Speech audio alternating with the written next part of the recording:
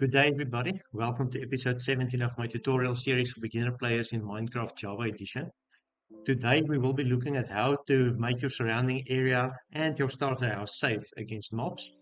As you can see, I've prepared a bunch of examples behind me, and we'll run through those one by one in a few minutes.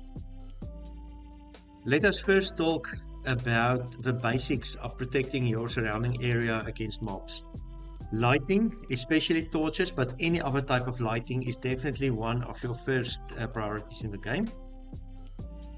If I put on my F3 screen, you will see to the left, right above the middle of my screen, there's client light, which says 15 sky, 0 block.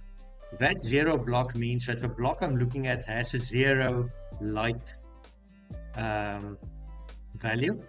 And that means that mobs can spawn. Mobs only spawn at level 0. So if I put down a torch, you will see that the block immediately goes to 12 because that is what the torch is giving here. And as I move away from the torch, you will see that the block value decreases as we move along. So 8, 7, 6, 5, 4, 3, 2, 1, and there's 0. So a mob will be able to spawn on this and further away, but closer to that, it won't be able to spawn because the light level is above 0. So in essence, you can just walk until you find there's a 1 and there's a 0, and you can put down another torch, and all the blocks in between will have a value above 0, obviously. So you can do exact same over here, write 0, just hit that and continue onwards. The center block might have a low value. Yes, that's on 1. So we'll just put down a torch on that as well. So if I light up all of the surrounding areas around me, as far as the eye can see, no mobs will be able to spawn and you'll be safe. Alright, so lighting the place up with torches means that no mobs will spawn around you, and it is definitely one of the best mechanisms just to keep everything mob proof if you do not want to put up any alternative barriers or stuff like that. Sometimes it's preferable not to see all the torches that you put down, and there's ways to hide them by just simply putting them on the ground and putting a carpet on top of them. If this was grass and you use a green carpet, it's not that noticeable. It's also possible to hide torches and other lighting fixtures behind any trees or leaves or any blocks that you can put down that's transparent. Let's first talk about the mechanic by using tripwire and strings with a carpet to fool mobs.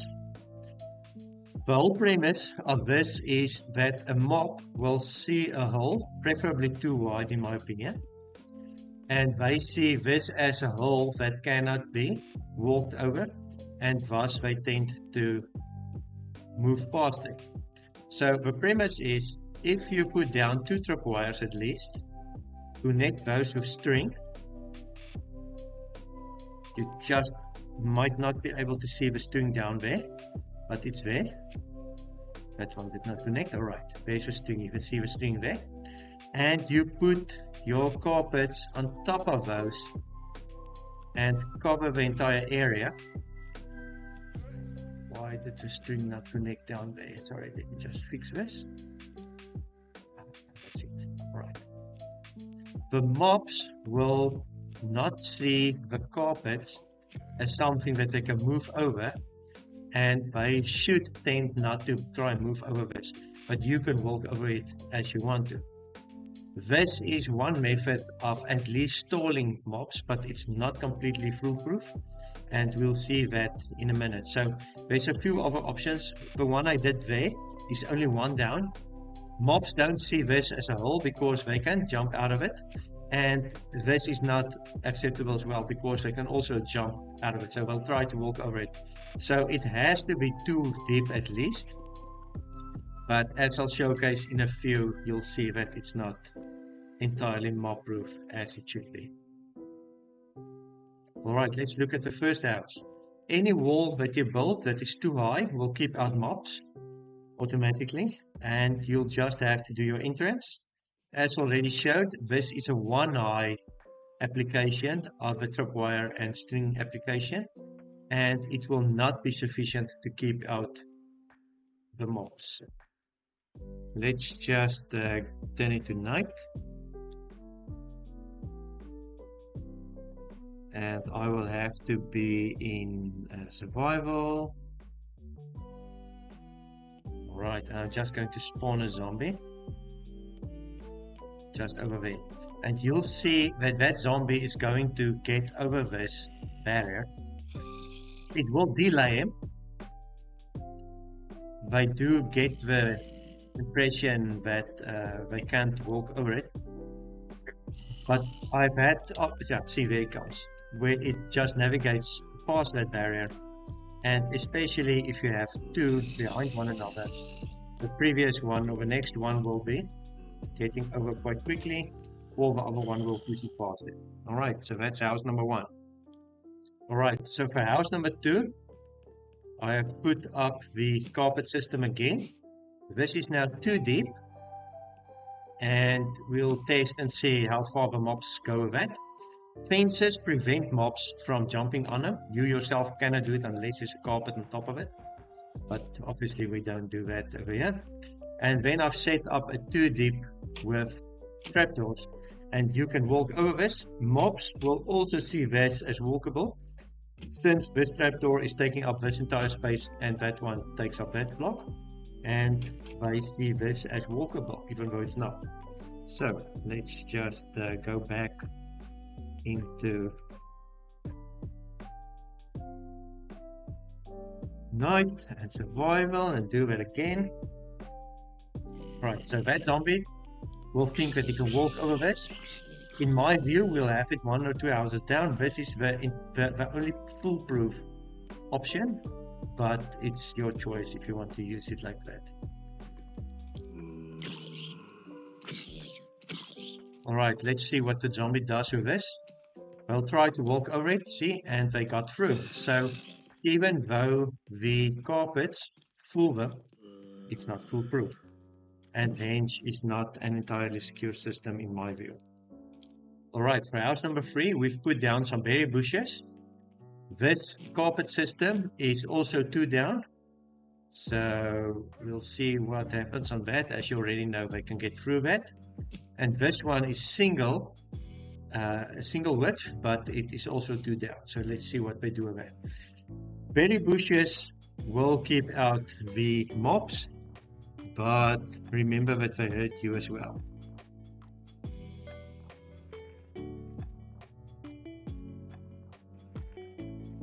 Alright, let's get the zombie. And that will try and get through the berry bushes. Come. And it won't touch it just because they'll get hurt. Just remember, if you put down something like a skeleton, they can still shoot you even though they are not within the perimeter. So that's something to keep in mind. If I move over here, the zombie will try, and even the skeleton will try to get across. Come on, guys. See, and it got across. Okay. So 1 wide, not really an option. Let me just get a sword. Alright, so as you could see, the berry bushes is not really an option, and I'm full of arrows. That's the result. Alright, let's move on to house number 4.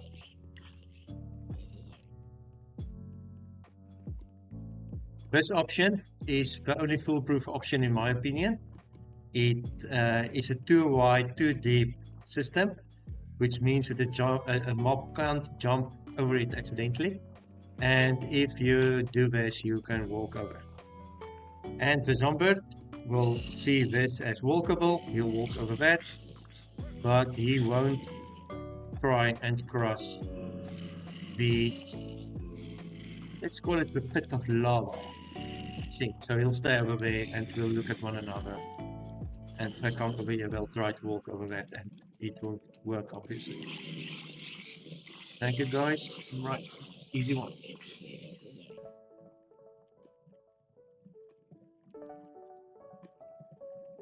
Okay, if you do use this system, don't misjudge on the jump, because you'll fall into your own lava pit. So yeah, something to remember.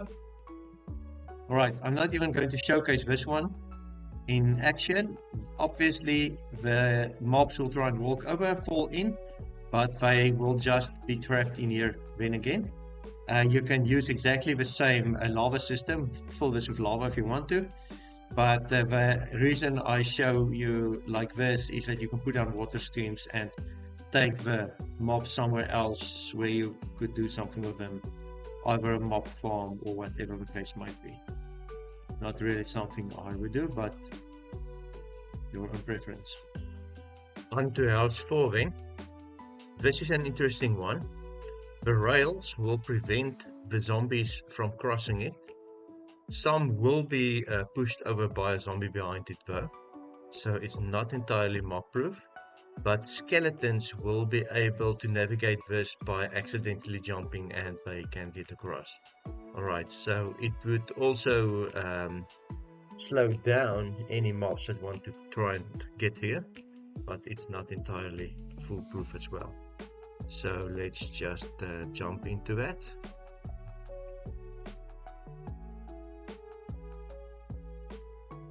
Okay, so let's do the skeleton first.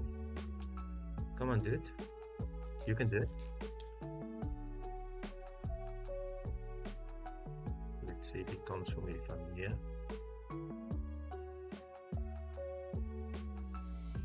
Come on. Now that I want them to cross right down. You are so boring. Come on. Okay, anyway. There they come. You see? He basically just walked over it. I think he's stuck at the moment. He's basically through. Anyway.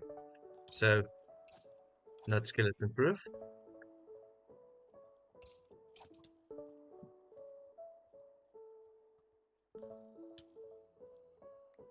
Come on. Okay. Oh, you just walked right over. Okay, cool. Okay, we can use the husk, same application as the zombies, and you'll see that they cannot walk over on their own, but some behind them might be able to push them over. Yeah, see, like that guy. Alright, so not entirely foolproof or mob proof. So as you can see, the rails will be able to at least slow down any mobs from crossing it.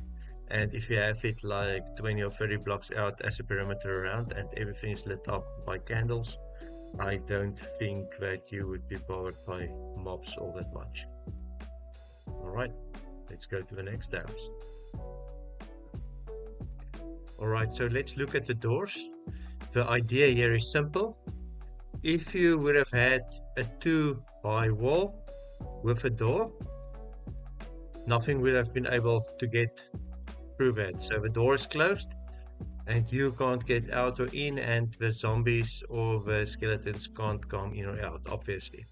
If you open the door, you can move through it. So these are all closed doors, meaning they were placed in the closed position right behind me, like that. Alright, and a mob coming to see this will see this as not open and they can't pass through. We can run through it though, but they perceive the entire block as being taken up by the door. If you open it though, they'll try to cross, but the barrier is still there. So either way, it is an effective barrier against zombies at least. Skeletons can shoot you through it, and any other mob can push another one through, exactly the same as we had with the rails over there. So I'm going to go back into night mode, or survival mode at least with night, and test it out for you guys.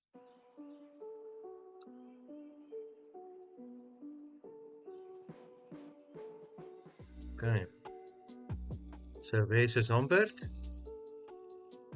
and they will track me, but they won't be able to come through.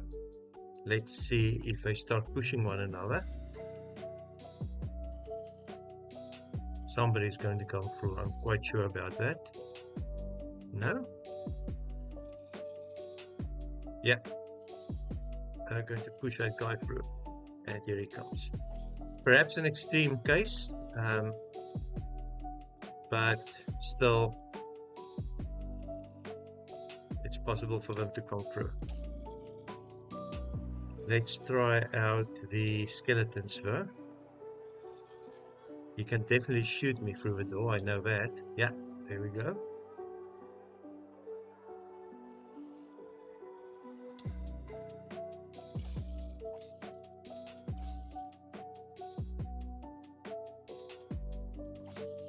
I also think, yeah, he came through on his own. It's easier for skeletons to pass through the doors on their own. So let me just get another skeleton guy. See what he does.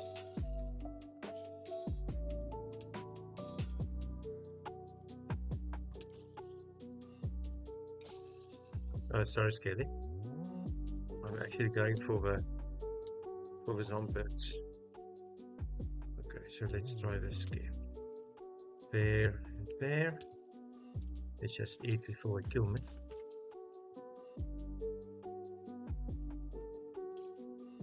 Are you coming through? Oh, you came through. Okay. Alright, point made. Alright, the last example we're going to look at is the cobwebs. And you can see this guy in the cobwebs. He was slowed down by the cobwebs. That was actually a good example right off the bat. So the cobwebs don't hurt him. I'm moving through it myself. And you can see that we're moving extremely slow. So cobwebs will not stop a mob. It will only delay the passing through it. Okay, so move over this way. You can see him starting to cross through the cobwebs. Okay, so let's see if they choose to come over the carpets. I think not. Yeah, they tend to come around it. Oh, you guys are fast. Okay. I did not know that the babies can cross that fast. That was actually super fast. Yeah, no, they go around the carpets. Alright, the one thing that I did not mention was iron bars. You can use iron bars as well to create a barrier. Mobs will be able to jump over it as well, so we need to make that too high. Something like this, and that would be, I think, a rather effective barrier that none of them can come through. So yeah, that's basically it for all the options that we had. And as I said, in my personal opinion, this is the best solution. But remember, you only need to go to these extremes if you don't want to light up your entire world around you. So if you do have a base, which will be much larger than this, obviously, you can light up throughout the base and let's say 100 blocks around the base, and you would basically never see a mob, because mobs only spawn at least 28 blocks away from you and where there's light level 0. So yeah, it's not that difficult to mob proof your base. Alright, last thing that I want to mention, battle scars. Last thing that I want to mention is you do get a few mods that can aid you with light levels. One specific one that I want to mention is MiniHud, which will show a bunch of numbers on the ground if you activate it from 0 all the way up to, I think, 15, and it will show the light level on a specific block. This tutorial does not cover mods specifically, and we'll be able to take a look at that later. Alright, thank you very much for watching this episode on how to mob proof your base or your surroundings. Please hit the like button and subscribe if you haven't already. This tutorial series will have at least 80 tutorials in it, and although it's aimed at beginner players, even intermediate players would be able to learn something from this. Alright, thank you very much again for watching, and enjoy your day wherever you are. Bye bye.